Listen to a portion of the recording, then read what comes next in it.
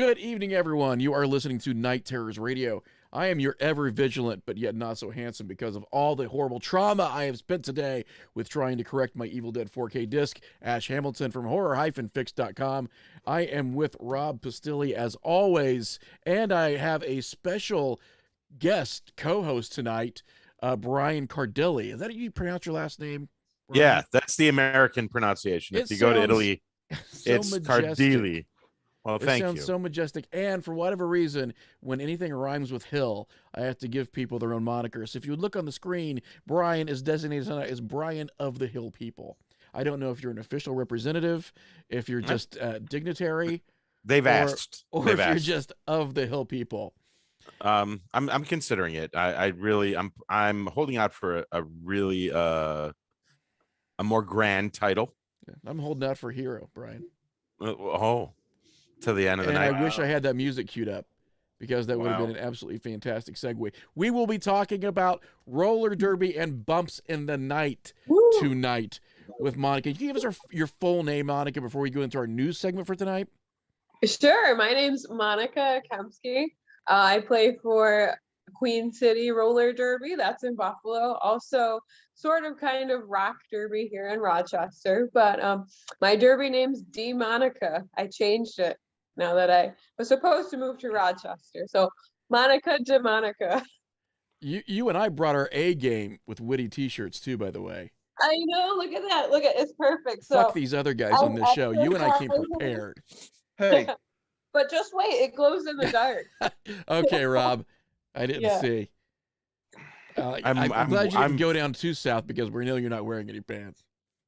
Well, I'm not either. I couldn't. You told me when I said yes, I would help this. I would host the show with you. You said, sign this contract. Third line of the contract, no pants. I'm wearing a 1-quart plastic Ziploc baggie. And you got lots of extra room. That's it. Oh, I can invite a few friends at this point. You are listening to Night Terrors Radio, the fastest hour on the internet. We've got a great night planned for you tonight. A lot of questions for Monica DeMonica. We, however, going into our news segment. Let's go ahead and load that glorious news segment.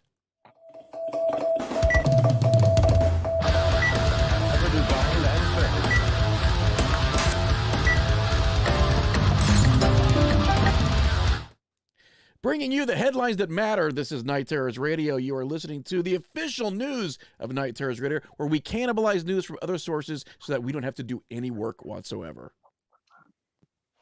We've got a couple great headlines for you tonight. Rob, do you have something dishy to serve up for us for the news? I have a great one. This comes to us from The Mirror over in the UK. So we all know, what wonderful reporting they do in the UK. And none of it's ever tabloid worthy. But supposedly, there's a pub called the Eight Kings Pub, and it's in Portland, Dorset. It's on an island. And they refurbished the pub recently, and the headline is, "Landlords hold exorcism after refurbishment brings ghosts out of woodwork." Ooh. So this is telling the story of how I don't know what they stepped in, but it smells like a Pulitzer. Yeah, a little bit. It's right up there with the New York Post headlines. There's some. Oh yeah. Oh, so it says I'm not sure. I'm hoping I'm getting her name right. Kiersey Davuli and Darren Boudreau, the owners of the pub, they've witnessed some increased activity in the pub to the point where patrons are now coming in and saying things like there was a lady that was waiting before us, and when they look around there's no lady, and all these different things. But so it's got flashbacks of prom. Go ahead.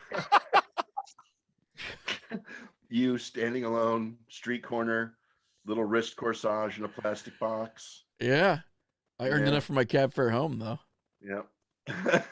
Bottle of Boone's Farm in your pocket. Sadly, it was only about 4 city blocks away, but continue.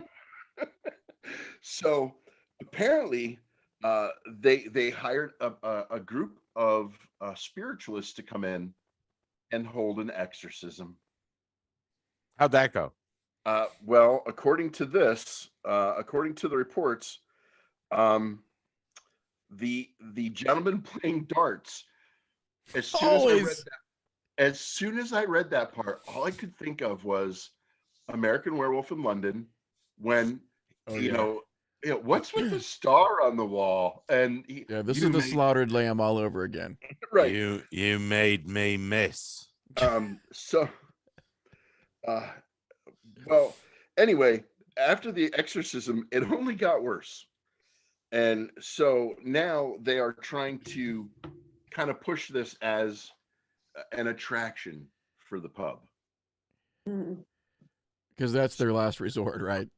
Well, because it always helps to de-escalate a situation to go from 0 to fuck off. Yeah, Like bring in that. more people. We You need know, more. Never just try and communicate. Don't try and talk. Don't try and figure it out. Just go from, 0 to fucking go to heaven or go to hell, bitch, and that's it. I And mean, you're dealing with spirits in a pub, no pun intended. But I mean, you have you have drunk ghosts, and you just came in and said and held some exorcism. Now they're just pissed. You raise an interesting point, Brian, and one that I'm surprised we've never talked about because this lends itself to our overall juvenile form of humor. Intoxicated Can ghosts. get intoxicated? I think if you die while intoxicated, you just stay that way.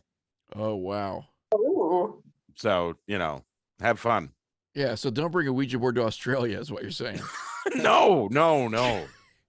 and everybody's name will be Bruce. What's your name? Bruce. Because we, Hey, Bruce. we all know they know how to moderate down in Australia. The planchette is just a can of Foster's. He just That's- moves around. No, you just open your beer with it. That's all it's for. Just pop the plastic out. Just put it right in the middle. Yeah. Yes. So they were surprised that, going right from, remodeling the pub, having more activity, and then right to exorcism, that it Yeah. made worse. Yeah, I don't. Yeah. How about just, hey, we've noticed you. Oi. Sit down for a pint, Yeah, all Yeah. right. We're all good. Well, as we discuss intoxication in the afterlife, because that's going to come up, I'm sure, later on in the hour, we're going to move on to At our least one. second news segment. By the way, someone also said in our chat room, don't die on tequila. No. Number No, one, probably alcohol-related death, I'm sure, is tequila. Probably. I believe it. So, yeah, that happens. So we are now, I want to ask any of you, I don't know if you have it anywhere near you, but there is a map currently being made, and I think this is great, of the saucer-shaped Futuro houses. Do we remember any of these? These Futuro houses? Yeah. They yeah. look like flying saucers with windows all around them, Yes. right? Hmm. And I believe that these were made in the 60s. And I think that they were made actually out of a hard compressed durable plastic. That was one of the selling points of the house. There's actually here in Rochester, they call them the mushroom houses or the mushroom house in Pittsford, New York. That's a Frank Lloyd Wright deal there. Yeah. That was but it's- also going to be it- my roller derby name. Zing. Sorry, just All right. please Mushroom continue House? without me. Go Mu- ahead. Mushroom House was going to be your roller derby name? Yes. I would have But- beat you up. There's something about my Irish heritage involved there, I'm sure. But yeah, Wilted so they're three-leaf clover on my back. Go ahead. but they kind of have the shape and they're kind of famous. I mean, if you can Google the mushroom house in Rochester, New York, and you'll see pictures. So there are a few of these like scattered, right? So in case, no one realizes, like plastic starting basically in the late 40s was the it material here in the US. We started to make everything out of plastic. We even had stuff like Bakelite, remember that? Hmm. Transistor radios are going to be made out of that. Like there was a whole this plastic revolution. So in the 60s, it was still there. Remember, a lot of our furniture switched to plastic as well. A lot of chairs during like the 60s, early 70s were plastic chairs. Oh A yeah, lot of plastic molded furniture. Well, these Very houses, tacky. right? Yeah, I kind of love it for the tackiness, actually. oh you have to. Yeah. So these houses came out My called the grandmother had 3/4 inch thick Futuros. plastic on her couch. Huh? My grandmother had 3/4 inch thick plastic on her couch. Oh, and that Yeah, was, but and right. and you still couldn't sit on it. And Right. she still had to Because they change it weren't when I allowed. came over for Thanksgiving too, didn't she, Rob? Right. Yeah, Oh, right. Waiting Yeah. for the- So there's waiting one, for the Pope to come. right. There's one like in New Zealand, Canterbury. Oh, there's an Airbnb one in New Zealand. I'm just getting from this from our crack research team, by the way. All of our interns are here in the office tonight. So, so these Futuro houses have sort of been scattered. Like at one point in time, I think that they were supposed to be like a village or something, or they were supposed to be in one place, and they've scattered now throughout the world because they were mobile houses. They were pretty easy to transport. So these things have sort of become like vacation destinations, like road trip destinations. People are trying to find these Futura houses, but now they're actually starting to map them too. So these were all a product of Finnish architect Matti Soronen. Okay, so he designed these in 1968 when the post-war economic boom was in full swing. So people were transfixed by the space race. Maybe this is 68. People at that point in time, we started to have the UFO trend started to take a turn. If you remember, in the late 60s, instead of just UFOs, we started to have more experiencers. So we had this weird sort of abductee UFO boom in the 60s. So all of this was sort of a product of that. But if you go to Atlas Obscura, there's a great article right now about people mapping these 1960s Futuro houses because there aren't obviously as many now as there used to be. There's one in California. A lot of them have been gutted. There's one not far from me, in fact, within an hour, close to St. Louis. But that one has also been gutted. And that one's public, too. It's right by a diner and a couple of, I think, antique shops. So it's a little complex with a few different businesses. But if anybody wants to go ahead and go online and take a look, these things are pretty great. And they sort of had this weird open floor plan because there's the big circular floor plan. But yeah, so Futuro houses, I'm seeing one in Frisco, North Carolina. If you go on the website, you can take a look. There's one at the Ouija Exhibition Center outside Helsinki. So I just thought that was kind of cool because I knew of one near us, but I didn't realize, first of all, that this was a product of an actual housing movement. And then second of all, that they become so repopularized that now they're sort of, people are putting pins on the map where they can go visit these saucer-shaped Futuro houses. So I thought that was pretty awesome. Well, what I'm looking at right now, I of course I pulled it up because I'm an idiot. It looks a little bit like the alien from Toy Story. Right? It Oh definitely- yeah. yeah. They have that Yeah. feel to it, Oh. right? It's got the alien from Toy Story look, kind of. I love how Mhm. high tech we are. Yeah. We just hold the laptop up to the. I mean, some of these were actually Fantastic. conceived as ski cabins. Hang- So these were excuse me for a multi-purpose second, housing structures at the time. Ash, hang on 1 second. Yeah. Thanks, Brian. You know my technical savvy. No. I when I say I You're love it, lucky I even held it up to the point where people could see it. listen, that was not supposed to be a slam. I actually enjoy when that kind of stuff happens. And that, I believe, is the one actually at the Ouija Exposition Center. I don't know. I just found the picture and thought it was awesome. Yeah, Espoo, Finland. Yeah, the insides of these things, the ones that have actually either been kept up or renovated, are just, they're fantastic. Like, I absolutely love these things. Like, I want to live in a Futuro house. I do. And when I say I have open this- floor plan, no doors, anything. Not the bathroom. Well, see, now here's one that this guy just turned. This is just, Yeah. if you're going to do it, that's My just- diet's going to become a spectator sport in my Futuro house. yeah. Do it. Don't hide. yeah, You know, don't be a jerk about it. You This know, is more unbridled positivity than I've seen out of Rob in a long time. Do it. Like he's getting very athletic about it. Like, do it. Get that house. Shit in the open. Do it. Like Listen. I needed that kind of reinforcement, by the way. No, you definitely didn't. Yeah, you should take a No. look at our driveway. Poos are in springtime. Yes. So my dad always told me that if you're going to pee in the pool, do it from the high dive. Put some Don't flair. don't hide underwater and do it. If you're going to do it, do it. You know, one of the don't be best, sneaky. like, Let everybody dirty- know. It wasn't even a dirty limerick. It was more of like a filthy haiku. I was in a bathroom, and usually I read them all because some of them are quite witty. But one that always stuck out in memory was, anyone can piss on the floor, be a hero, shit on the ceiling. You know, just shy of having the hang on kitten on a poster. That was one of the most inspirational passages I had ever read in a bathroom. Oh, Thanks so much for Ash, listening to the news, by the way, everybody. I think Rob might have one piece left for us as we transition out. We Those can are move there. absolutely amazing. We can put a bunch of them in like we're fucking indoor, like the moon of indoor. We're going to put them up in trees. It'll be fantastic. We're going to have diminutive people in little Ewok suits service our food. I like it. That's And fantastic. I want it to be meat and cheese trays. That's Yes. all we're going to Yeah. eat is meat When and did cheese trays. okay? Can I just all right? Finish up the news. Never mind. Thanks very much for listening to the news, the headlines that engage you. That's what we do here on Night Terrors Radio.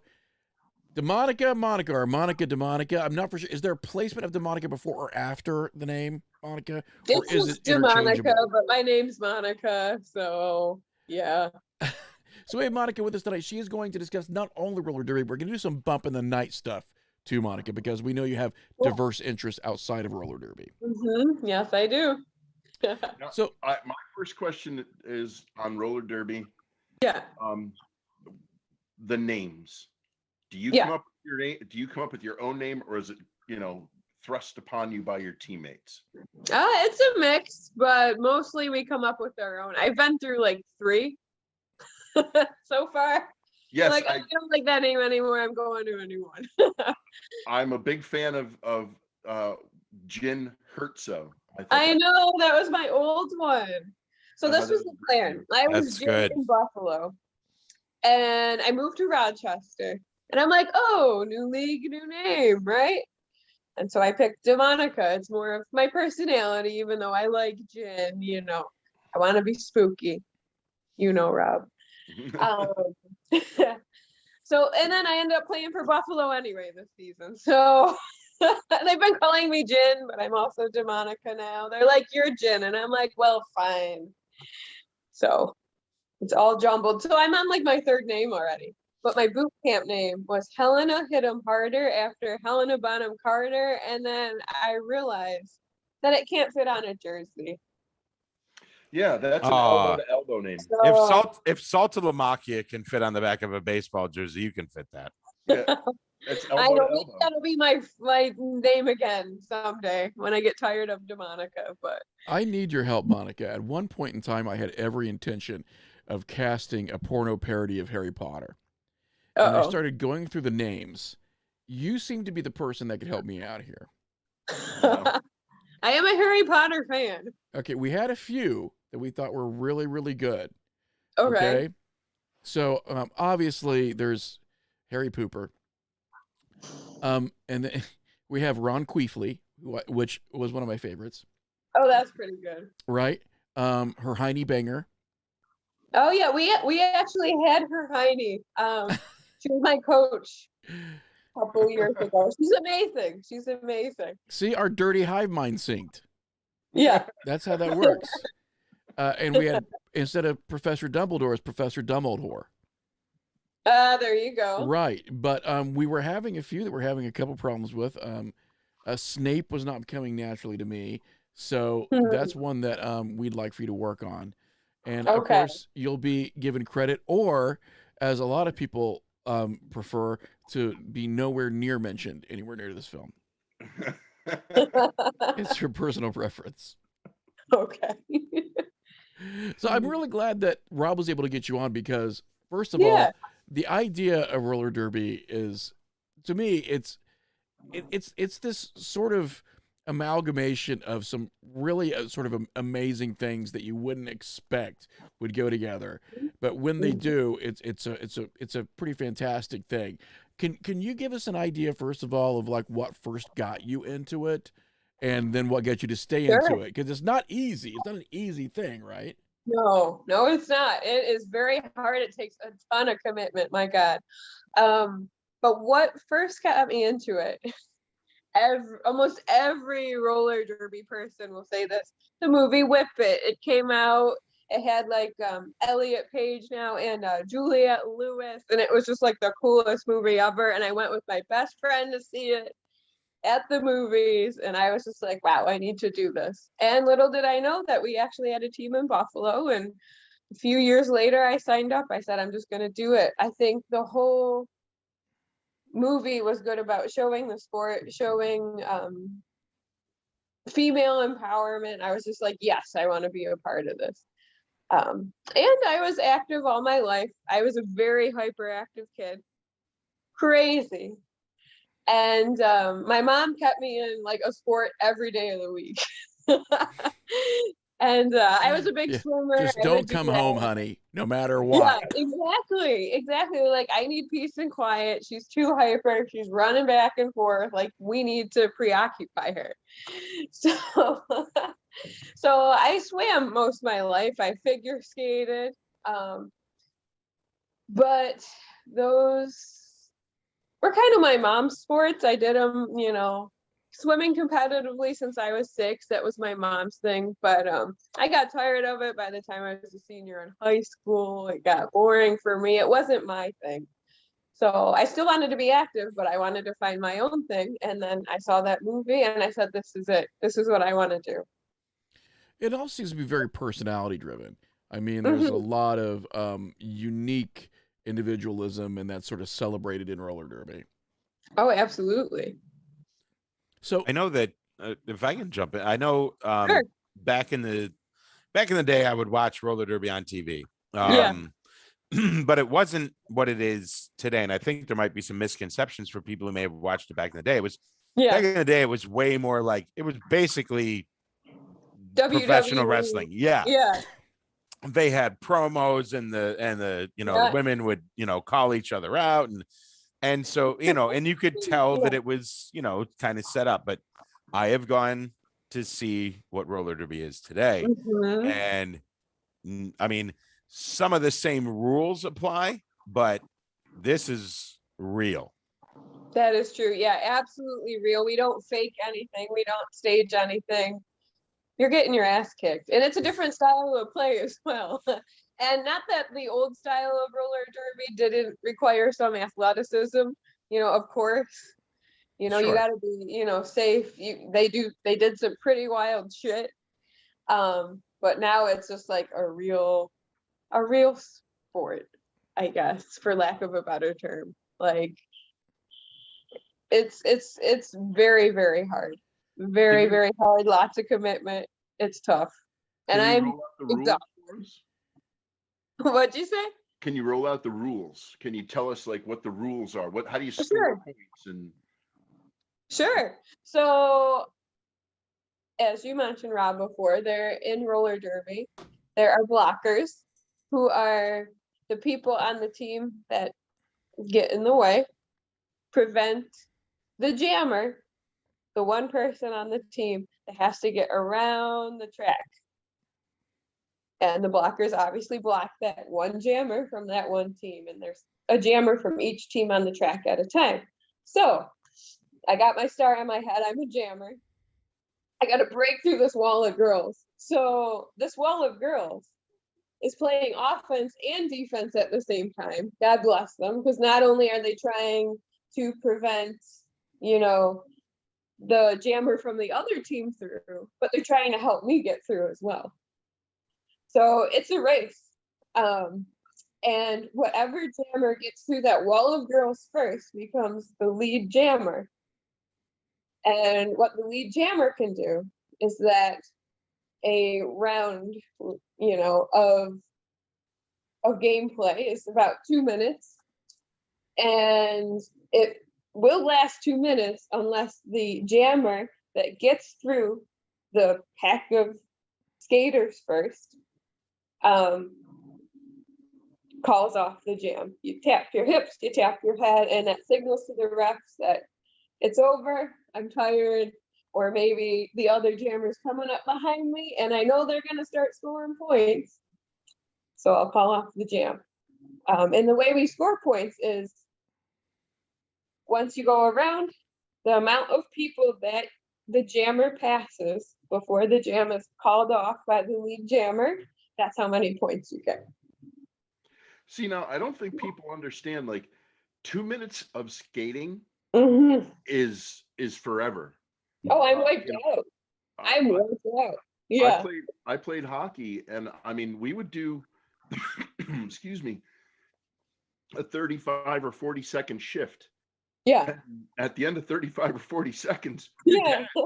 you are gassed. You're just looking for someone to shove an air hose down your throat because you just can't even take air in anymore. Oh, absolutely. I remember watching a hockey game for the first time and being like, oh, why are they switching out so much? Because it's that difficult. Yeah. And like you said, 30, 40 seconds, but 2 minutes can be a lot.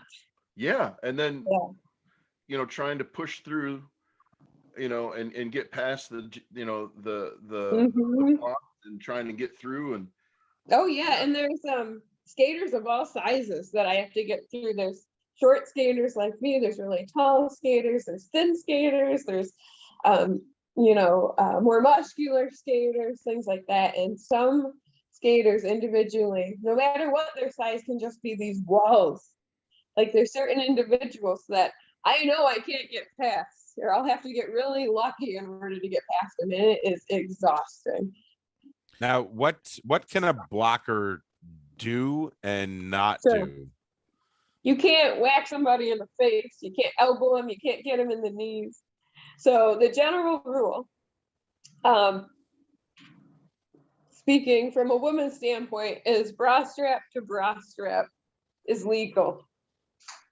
So we can hit them. You can like shove them out of the way. They can hit me, no problem. You can't back block. You can't whip somebody in the face though. You can't, hit them in the knees. You can't trip them.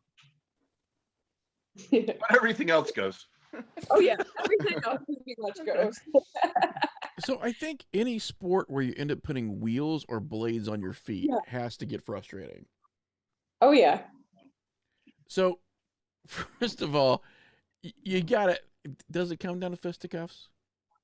It's got to. Just what? Does it come down to the fisticuffs? At some point, someone's got to get mad. I wish. I actually were pretty good so far, knock on wood. I wish. That would be entertaining. That would be a little bit of WWE stuff. We Now, can take that to the game. They'd be like, never mind. But oh yeah, I mean, I get frustrated.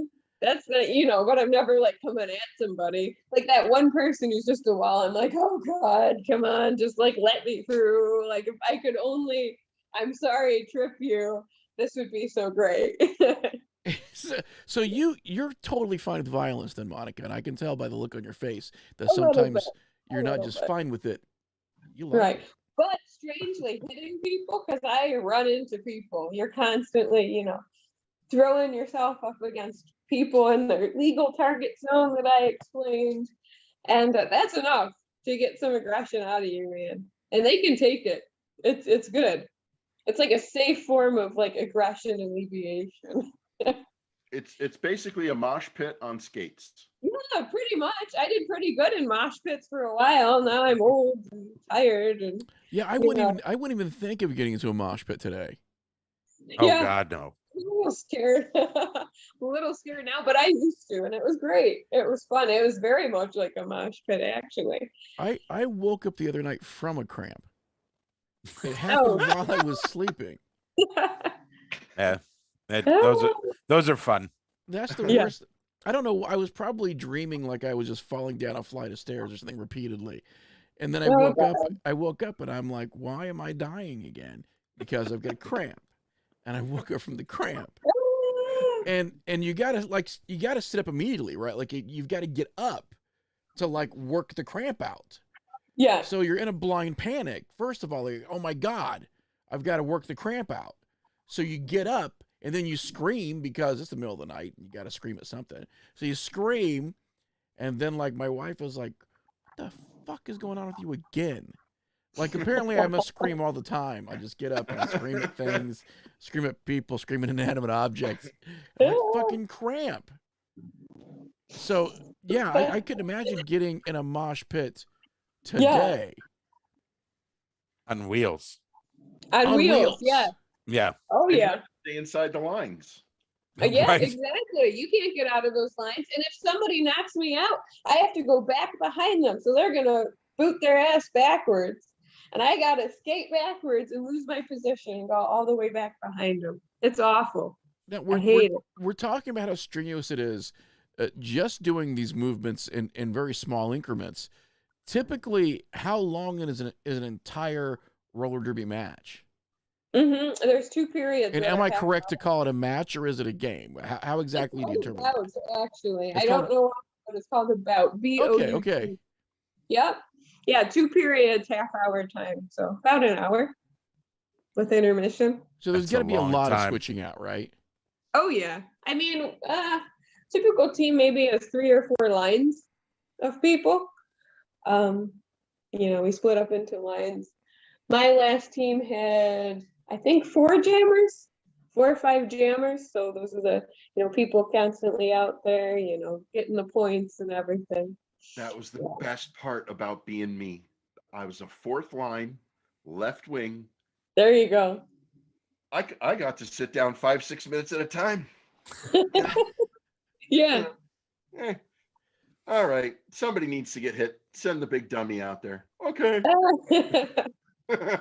Oh, shush. I'm sure you were fine. No. That's why I liked football. You pushed really hard for about 5-6 seconds, and Yeah. then you got like a 45-second rest. Yeah, nice. there you go. Are there unwritten rules? Are there any unwritten rules? Are there like hockey? We always had the unwritten rule. You don't never attack anybody from behind. You don't as kind of like the enforcer. You never went after someone that wasn't a quote unquote enforcer on the other team. And most times, I mean, we would even talk about it. Like we would stand across from each other and be like, "You want to go? Yeah, okay. When? Wait till they drop. Okay, we'll drop the puck and then we'll go." And that, there was always a communication. Never. Yeah. Always these little. Do you have that? Not so much. I think the unwritten rule that I can think of off my head is don't hit a ref. Oh, you'll get out of the game if you hit a ref. It's almost happened to me. It's awful. Yeah, and never ever insult a ref more than once. Oh God, yeah, we can't insult a ref at all. Absolutely not. Oh no, I made that mistake once. Oh no. Yeah. You got kicked. Did you get kicked out? Well, 60-minute game misconduct. Yeah, there you go. So there you go. Oh, Wait, my- 60-minute game, right in the beginning of the game, you told the ref off? Well, he called me off sides, and I politely said to the ref, to the linesman, Uh-huh.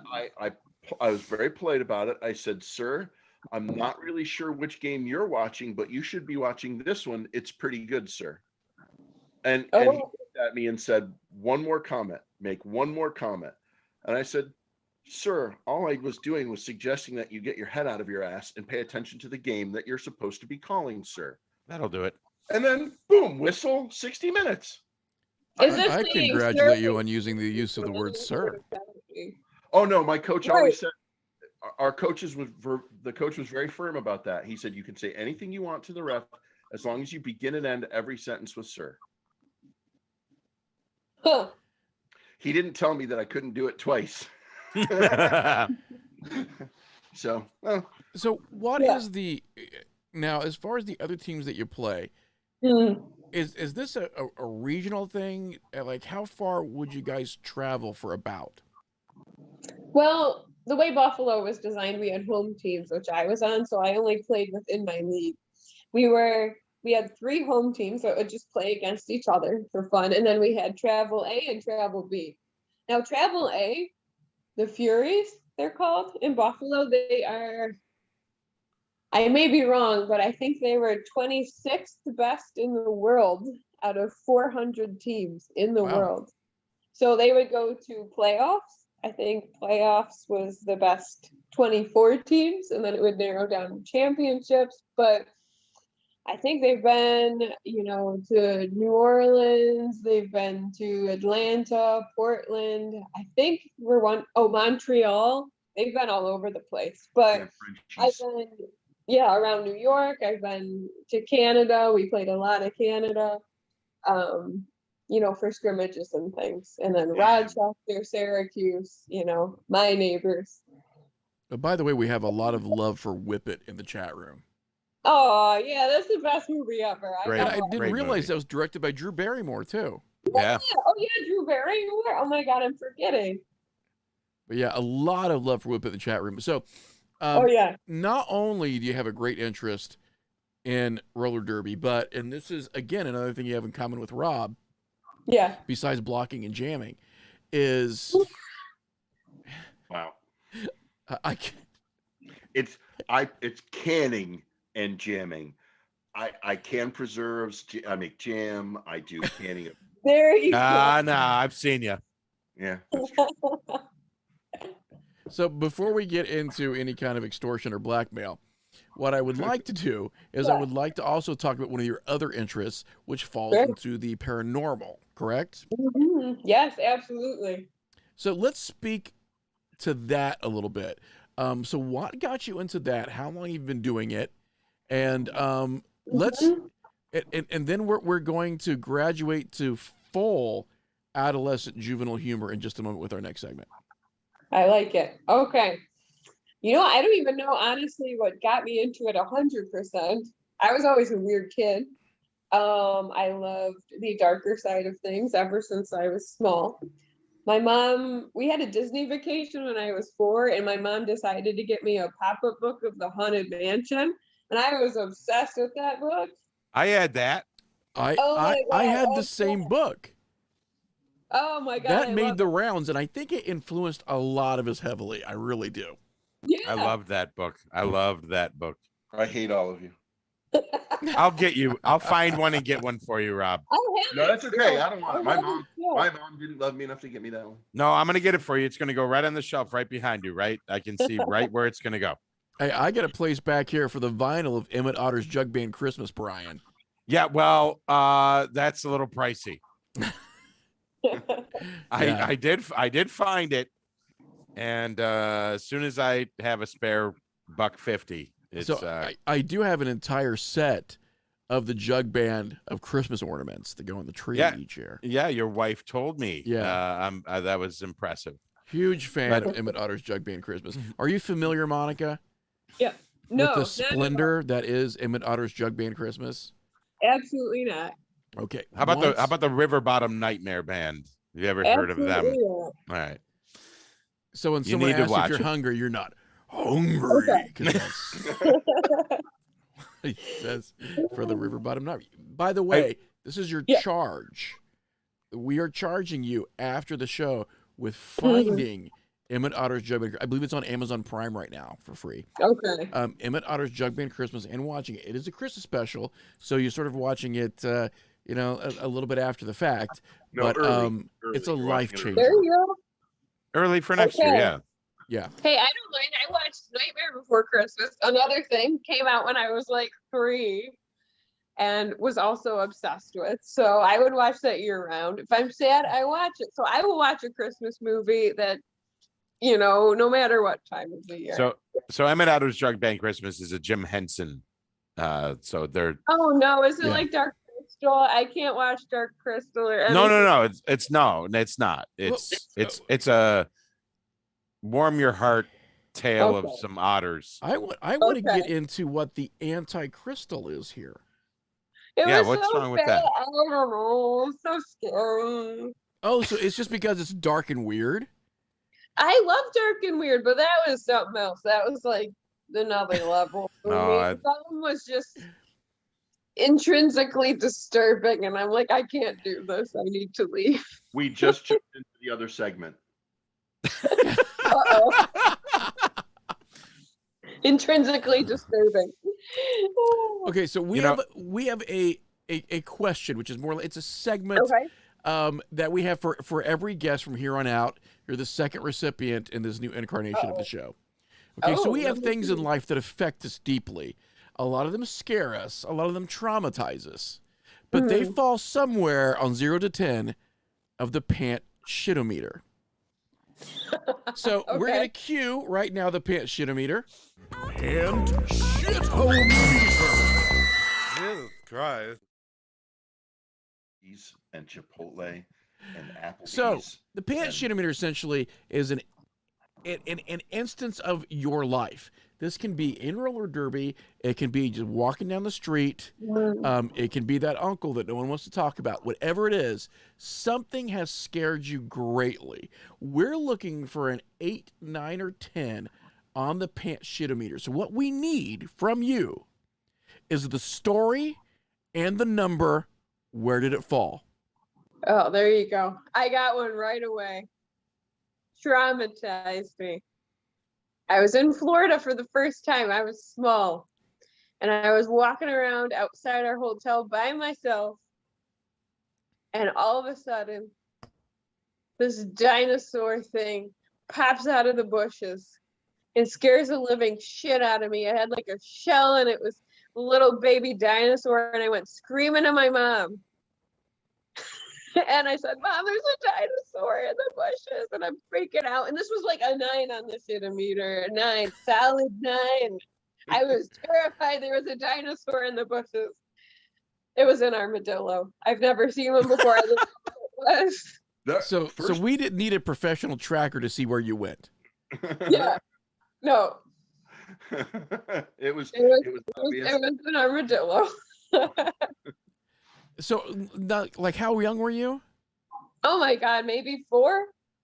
This was the same thing when I found, haunted. My mom was prepping me with the Haunted Mansion pop-up book to go to Disney. This is the same trip. But yet so yeah, I had nothing to- could prepare you for Armadillo-geddon. No, absolutely not. She prepared me for ghosts, but not for the small Wait, dinosaur. the ghosts were fine. It was like spectral visions. I'm fine. Right. Absolutely. Exoskeleton. Fuck all. I'm out of here. Right. Absolutely. All right, having spent time in Florida, like a significant Yeah. amount of time in Florida, those things are weird. Yeah, Right. I was terrified. It was so You- freaky. I'm you still have your- shivering. If your window is open at night and you in an area where there's a lot of armadillos in Florida, it sounds like there's 100 little piglets running Ooh. around, and they oink and they grunt, and then when you turn the light on, they roll up in a ball. Oh, that And sounds adorable. It's Ah. it is the freakiest thing ever to see. Like it'll be scurrying. And you're like, what is that? And you'll flip the light on, and it just collapses into. Now, I'm not So- promoting the idea of this, Now I but want does one. anybody juggle armadillos? Aw, Is this Steve a Martin. thing? Does it exist? It Steve should Martin. be. armadillo juggling. I Probably in Florida somewhere. I can mean, see what an do you do? underground circus where this is happening, like in one of the side tents. But like, what do you do? Like, you got like 4 of them in the air, and like the one at the top Yes. of the arc all of a sudden just opens up. Like, what? Like, where That's do you the grab? unpredictable element of it? Where do Right. you grab it? Right? Like, you grab it, like you try and get it on the back, tail. What do you? I don't know. That's why only a true professional can do this, Brian. That's true. Good point. It's not like Unpredictable chainsaws. elements. No, It's not like juggling chainsaws at all. I mean, no, that's predictable. They stay the same shape. right. So Yeah. Florida, which I've been to Florida numerous times, sometimes for just vacation, sometimes spend a little more time there, and I'm convinced that there's sort of a lost world in Florida, right? Mm-hmm. Like It's I called think Jacksonville. this is what Michael Crichton thought of Uh, when he was thinking of It's- Isla Nublar. He was thinking of Florida. Now, am I the only one that thinks if we were to just level the whole place that we'd find a velociraptor? I No. think there's still one there. I think there's a Florida. I think In there's a the- velociraptor somewhere in Florida. In the Panhandle, there's definitely one in the Panhandle. Yeah, I think there's a velociraptor somewhere in take the Florida. When you take the I-4 Have you seen that night corridor- cam, that security cam, that thing running across the lawn? Yep. Yeah. If you take the Velociraptor. I-4 corridor from Tampa to Orlando, okay, you will see signs for Bible World, Machine Gun World, world's largest mini golf, and Disney. That's all Well, I need. what more do you need? Right? You're all set. Right. That's it. I mean, We've hit Because- all of America's favorite pastimes Yeah. right there, in those 4 theme parks. the big four. Yeah. Perfect. You throw a Walmart in there and you're all set. There you go. Which they are in Bounty. Yeah. In Oh, Florida. yes. So Monica, let me ask you this. What got you into the idea of investigating the paranormal? Sometimes for Oh, people yeah, we got it's more than majors, just an right? interest, but there's something, like intrinsically, like primordial. People have this big question Mhm. and then they sort of seek it out in investigating the paranormal. So what was yours? Did you have that big question, or was it sort of an interest? Oh, it was definitely an interest. I mean, like I said, I was into, you know, ghosts and, everything through the Haunted Mansion when I was little. Then I got into Travel Channel with all their haunted specials, scariest places on earth, ghost hunters. Oh my God, obsession. Like I would sweat if I was doing something. If I was at one of my sports, blowing off my energy, and my mom was late picking me up and I couldn't get home in time for ghost hunters, God forbid it was a panic. It was like an anxiety attack. So I always kind of had that. I loved watching the show. I never really had an experience when I was young that would get me into that. I always something in me just always knew there was something out there, and that needed to be explored. And I felt like I really needed to know and find out for myself if there was anything to do with spirits or ghosts. There's something out there. Oh, there's one of my cats. Don't let go. Now, do you feel personally like you've been given proof?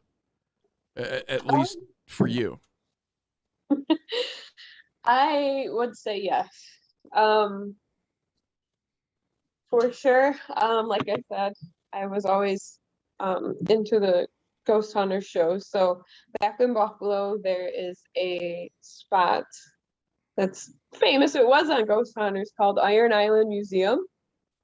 And I've been there countless times on private investigations, and the stuff that I've come up with and experienced are Wouldn't just believe this incredible. great big black thing just kind of came across the camera. Right. Her name's Bella. The black demon. She wants her food. That's what happened. You can't eat. It's Well, if she can see the bottom of the bowl, you've not done your job as a pet owner. Thanks for interrupting. Oh my God. Seriously. We're going in the basement. I'll be back. I do the same thing when my kid comes in here. You're going to the basement. You do not. Grayson puts you in the basement. True, very true. Yeah, he does All have right. overall mastery. She is my child. What the hell were we talking about? I already forgot. Oh yeah. Iron Island Museum. Shout out to them. I love them. They're amazing, but they have really cheap overnight investigations. I've caught crazy evidence there. First time I was there, 2015, I think. It was a funeral home converted into a museum of the neighborhood, like the old Buffalo neighborhood. And I was doing like a regular tour. It had my sister came with me and my mom came with me. Small group, maybe 10 people. We were in the basement. And it's, the size of a funeral home. It's a house. It's a sizable basement.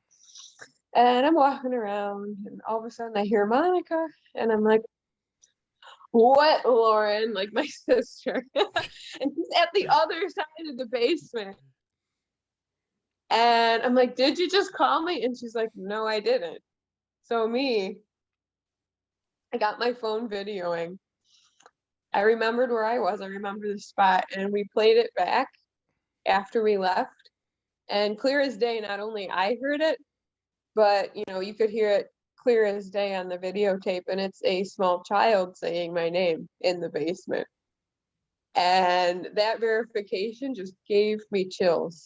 And we came to find out, through the tour and everything like that, that there are a lot of child spirits that, appear in that particular location. And consistently, I've been there 5 times. A small child has appeared as evidence each time. Easy. I tell people all the time, we do presentations with our group, and about how to investigate the paranormal and, getting started investigating the paranormal.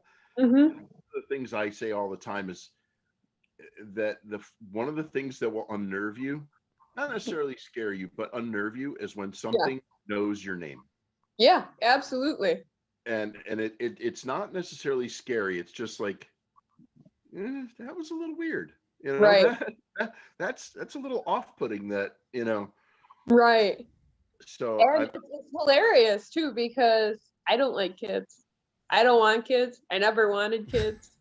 I have a fur baby who just broke out of the basement and may return to this table. I'm looking at her right now.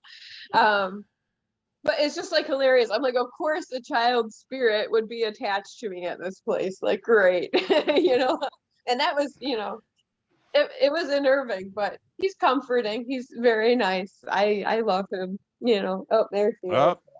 Bigfoot. Bigfoot. Come on, you're in trouble. Yeah. So do you investigate with a group, or have you done any individual investigations by yourself? I have done private investigations that I've conducted with my friends. That particular location is fairly cheap, so I was able to, get my friends in the building by myself for 7 hours, and it's amazing. It's a great experience. And yeah, and I've also done like the public tours. I've done a few bigger ghost hunts, like 200 people, and of course you find nothing because there's so many people, and it's just fun to explore. But yeah, I've done every single grouping, I'd say, of investigation, except something very formal, and that's why I was excited to join Rob with MCPI. I want to get to know it formally rather than just casual investigation. And what's the one place, if you could visit any place, Mm-hmm. would you like to investigate? Ooh, Villisca Axe Murder House. Oh yeah. Yeah, that came from one of my travel channel. I think Scariest Places on Earth. Went there, and that story was just so moving because of what happened there. I just want to see, like, I just want to experience it for myself, for sure. Well, we call this the fastest hour on the internet for a reason. Uh-oh.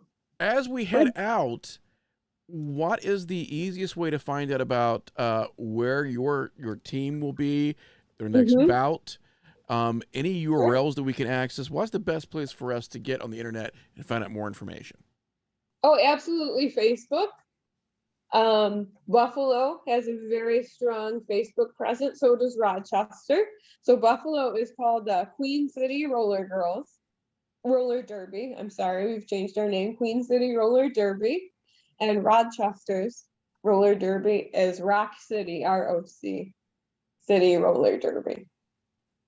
And now, you mentioned your association with MCPI. Are you joining MCPI? Knock on wood. Are we hearing this? Is this the first we're hearing about this, Rob? Is this official news? Her first investigation. Maybe. So my application gets just looked over every year. Well, it has to do with You're close. You're real close. Like, Because I felt like I was getting pushed to the top of the stack there for a while.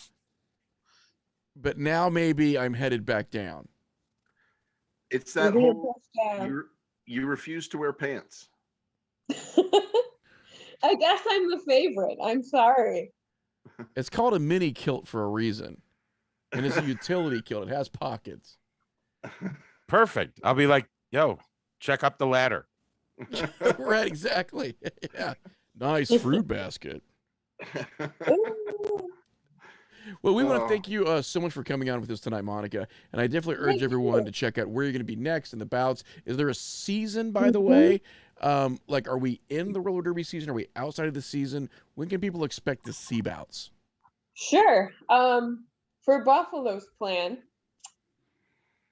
we are hoping to have a scrimmage in April with a game about every month until probably August. The website, qcrd.net, is still showing the 2019 season, but will be updated very soon once we know, granted, COVID behaves.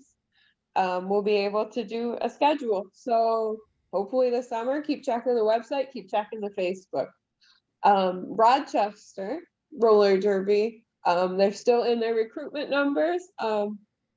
They still are in their regular practices. No scheduled gameplay yet, but that also may change. So keep up on their Facebook. Or you can watch roller derby on YouTube. All the professional games, those championship games are posted on YouTube through WIFTA. That is our version of, let's say, the NFL for roller derby. WFTDA. You can look them up on YouTube, and they post so many games. It's so fun to watch. If you're bored, watch a game. It's great. Rob, who do we have on next week? We have a makeup artist next week. Ooh. And that one's going to be pretty exciting because I want to dig into the whole, how long, like what can you do with this?